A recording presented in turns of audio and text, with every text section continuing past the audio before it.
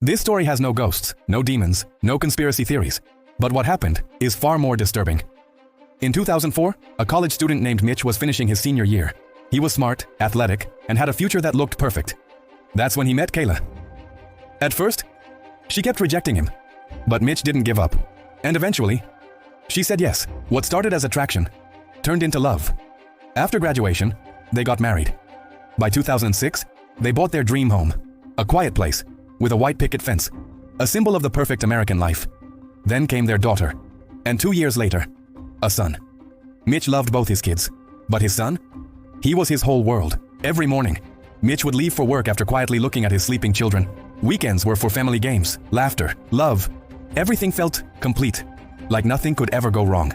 Until one day, in 2009, Mitch was home alone, sitting on his couch, watching football. That's when he noticed it, a red lamp, in the corner of the room. Something about it felt off. Everything else in the room looked normal, but the lamp was blurry. No matter how hard he tried, he couldn't focus on it.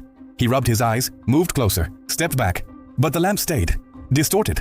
And then, he couldn't look away. Minutes turned into hours.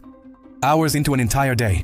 His wife came home, called his name, and suddenly, he snapped out of it, like he had just woken up from a trance. That night, he couldn't sleep. Something was pulling him back. So he went downstairs, into the dark, and stared at the lamp again. This time, it looked worse. Still blurry, but now, it was upside down. The next day, his wife noticed something was seriously wrong.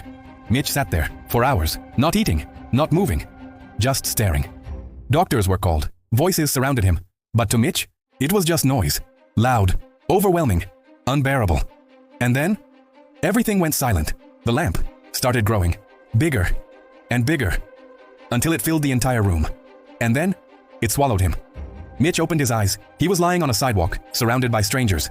A police officer told him, "You were unconscious for about 10 seconds. But in those 10 seconds, Mitch had lived 10 years. A wife, 2 children, a home. A life that never existed. And even years later, sometimes, when something looks slightly blurry, Mitch freezes, because he's terrified that none of this is real either.